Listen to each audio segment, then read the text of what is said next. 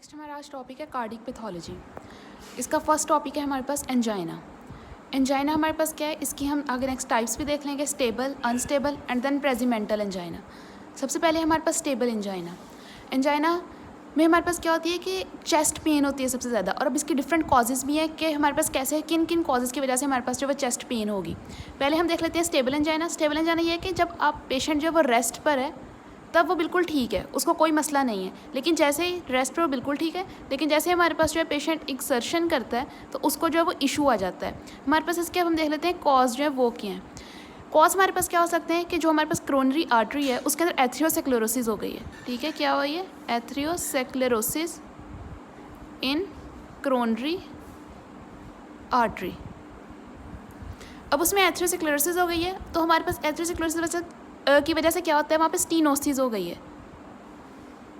Stenosis. और usually stenosis कब patient जो है उसके अंदर एंजाइना आएगा, एंजाइना जो है वो शो होगा, उसकी एथ्रोसिक्लोरोसिस हो रही है क्रोनरी आर्टरी में। ये तो नहीं है ना कि थोड़ी सी एथ्रोसिक्लोरोसिस हुई है और पेशेंट को जो है वो एंजाइना हो गया, इतनी हो जाए कि आर्टरी के अंदर स्टीनोसिस जो है वो ज़्यादा, तकरीबन मोर देन 70% हो जाए। अच्छा, अब आर्टरी में स्टीनोसिस हो गया एथ्रोसेक्लोरोसिस की वजह से, एज आ रिजल्ट पेशेंट रेस्ट पर तो बिल्कुल ठीक है, लेकिन जब भी वो कोई एक्टिविटी करता है, कोई एक्सर्शन वाली एक्टिविटी करता है, कोई उसके इमोशनल स्ट्रेस उसको आता है, एक्सरसाइज करता है, तो उसके अंदर जो एंजाइना जो होने लग पड़ता है। रीज़न हमारे पास क्या है, क्यों एंजाइना हो रहा है? एथ्रोसेक्लोरोसिस वजह से स्टीनोसिस हो रही है। और दूसरी बात है, एज आ रिजल्ट क्या होता है कि वेसल जो है वो इतनी डिक्रीज़ हो जाती है कि ब्लड फ्लो जो है वहाँ पर कम हो जाता है, और वो इतना नहीं होता कि जो सारी हमारे पास कार्डिक जो मायोकार्डियम है उसकी डिमांड को जो वो पूरा कर सके। ठीक है, स्टीनोसिस होगी तो blood do not fulfill myocardial demand, myocardium demand। इसके अंदर हमारे पास जो है साइंस वो क्या आएंगे? साइंस तकरीबन जो है वो इसके अंदर एमआई जैसे ही होते हैं कि हमारा पेशेंट प्रेजेंट करेगा चेस्ट पेन के साथ, और जब वो चेस्ट पेन जो है वो ज़्यादा होनी चाहिए 20 मिनट से, और ये चेस्ट पेन रेडिएट करेगी हमारे पास towards the left arm and jaw.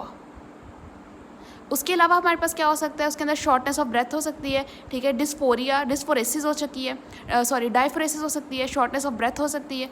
ठीक है, शॉर्टनेस ऑफ ब्रेथ, डायफोरेसिस।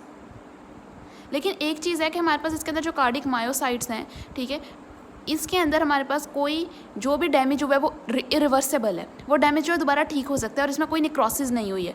और मोस्टली हमारे पास इसके अंदर जो भी हम कहते हैं इस्कीमिया है वो होता है सब एंडोकार्डियल इस्कीमिया। और जो अब हम इसकी ईसीजी करवाते हैं तो हमारे पास जो एसटी सेगमेंट है वो डिप्रेस होता है। ट्रीटमेंट में यूजुअली हम नाइट्रोग्लाइसरीन दे रहे होते हैं। ये सब आगे पहले हमें बता दिया कि ये क्या है, रीज़न क्या है, कॉज हमारे पास इसका क्या है, एथ्रोसेक्लेरोसिस की वजह से हो रहा है, साइंस हमारे पास इसके क्या है, फिर हमने बता दिया कि हम इसको जो इन्वेस्टिगेट कैसे करवाएंगे। ईसीजी देखें तो एसटी सेगमेंट डिप्रेस हो रहा होगा क्योंकि सिर्फ सब एंडोकार्डियल जो है वो इस्कीमिया हुआ है। नेक्स्ट जो है हमारे पास वो हमारे पास होता है जिसे हम कहते हैं कि अनस्टेबल एंजाइना। अनस्टेबल एंजाइना क्या है कि हमारे पास एंजाइना एट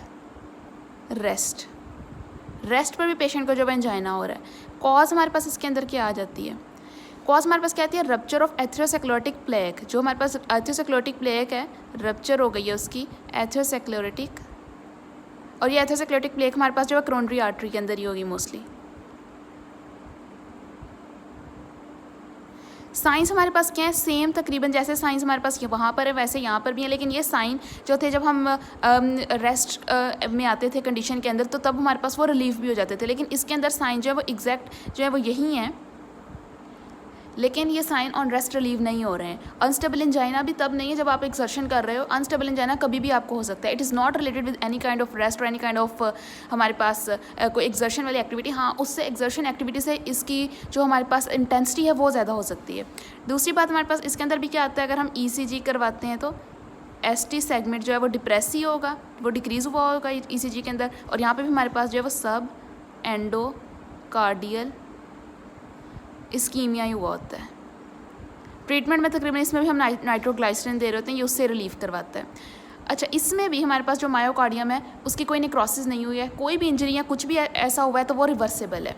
नेक्स्ट आता है हमारे पास जो प्रेजिमेंटल एंजाइना। ये हमारे पास किस टाइप का एंजाइना है? इसके अंदर हमारे पास जो वेजल्स हैं उसके अंदर हमारे पास स्पेज़म है, वेजोस्पेज़म हो रहा है मोस्टली, जो क्रोनरी वेजल्स हैं उनका।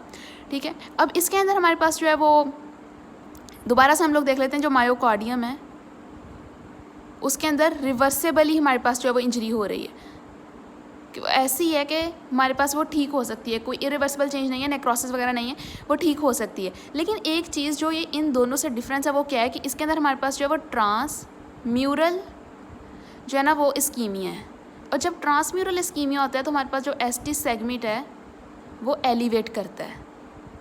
ट्रीटमेंट हम सब में जो है वो तकरीबन रिलीव करते हैं, रिलीव्ड बाय नाइट्रोग्लाइसरीन। ट्रीटमेंट हम तकरीबन सब में जो है नाइट्रोग्लाइसरीन दे सकते हैं, या फिर हम जो है कैल्शियम चैनल ब्लॉकर भी दे सकते हैं। ये हम लोगों ने तकरीबन ट्रीटमेंट है। स्टेबल है, अनस्टेबल है, प्रेजिमेंटल है, 3 तरह के एंजाइना है। पेन है, एंजाइना एक्चुअली होता है कि हमारे पास पेन होती है चेस्ट के अंदर जो कि यूजुअली रेडिएट करती है टुवर्ड्स जॉ, जैसे हमारे पास एमआई की पेन है जो कि हम नेक्स्ट पढ़ेंगे जॉ की तरफ, या फिर हमारे और जो शोल्डर है लेफ्ट वाला उसकी तरफ। ये रेस्ट पर भी शो हो रहा है, ये हमारे पास जो है रेस्ट पर शो नहीं होता है, सिर्फ एक्सर्शन के दौरान होगा। ये रेस्ट पर भी शो हो रहा है, ये हमारे पास वेजल के स्पैज़म की वजह से। कॉज क्या था? एथरोस्क्लेरोसिस हो गई, कोरोनरी आर्टरी के अंदर प्लेक जो है जमा हो गई, जिसकी वजह से उसकी स्टीनोसिस हो गई। 70% स्टीनोसिस ज़्यादा होगा तब हमें एंजाइना जो शो होगा। इसमें कोई रप्चर हो गया एथरोस्क्लेरोटिक प्लेक और यहाँ पे वेजल्स का स्पैज़म हो गया।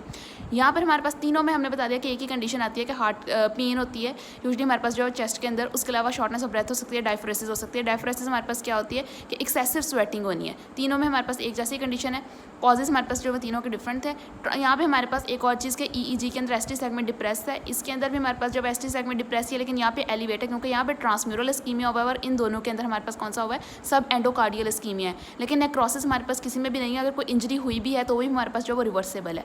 कैसे हम इसको ट्रीट करते हैं? नाइट्रोग्लाइसरीन देकर या फिर कैल्शियम चैनल जो ब्लॉकर्स है वो देकर।